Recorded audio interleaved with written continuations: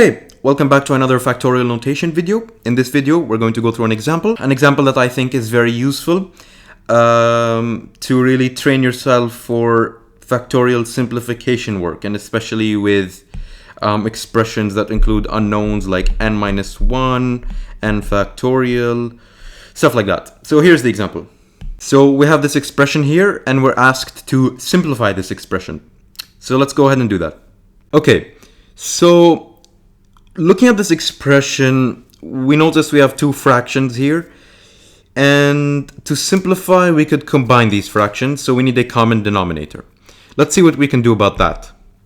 Well, let's take a look at, because it's a bit complex at the moment, so n minus 1 factorial. What's n minus 1 factorial? Well, it's the product of the first n minus 1 numbers.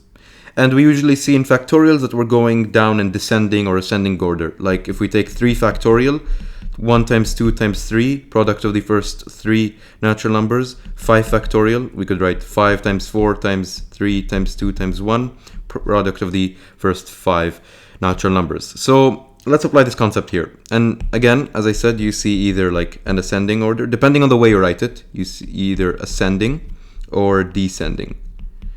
So we have n minus 1 times n minus 1 minus 1, which is n minus 2, and we could stop here. Factorial. And it's fine if we stop here, because again, I'm going to return to an example. 5 factorial. It's equal to 5 times 4 factorial. Same thing, like here. We just stopped by the second term. Because if we write 4 factorial, we would get 4 times 3 times 2 times 1. So it's fine if we leave it in this format. So now the useful part about what we've done here is we really see the factors. So we know what to multiply in the denominators to get a common denominator. So we have n minus 1 and n minus 2. Now let's take a look at n plus 1 factorial. Well, that would just be n plus 1 times n, because n plus 1 minus 1 is n, times n minus 1. We see a common factor here. N minus 1 down here, and n minus 1 up here. And I forgot to write the factorial over here, n minus 1 factorial. So what we could do is now multiply the denominators. Okay, so we could write the expression above as 2 times n minus 1 factorial multiplied by n plus 1 times n plus 1 times n. Why? Because again, looking back at n minus 1 factorial and n plus 1 factorial, we see n minus 1 factorial could just be left as n factorial. If that n minus 2 that was here confuses you, you could just ignore that. We have n minus 1 factorial, and they're common factors, but to get to become common with n plus 1 factorial, we have to multiply this by another factor, n plus 1 times n. So that's exactly what we did down here. And don't forget, we also have this 2. We have a 2 here. Okay, let's continue. Minus n over n plus 1 factorial. Now the only thing we have to multiply the top and bottom by is 2 and another 2. Why is that?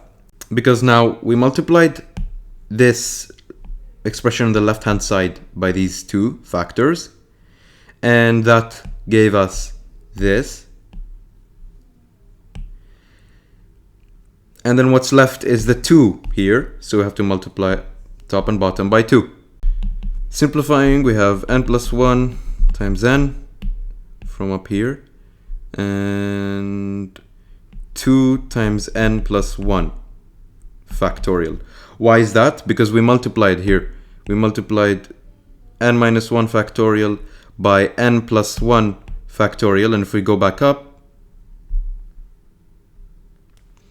we see that n plus 1 factorial is equal to n minus 1 factorial times n plus 1 times n factorial, minus 2n from up here over 2 times n plus 1 factorial.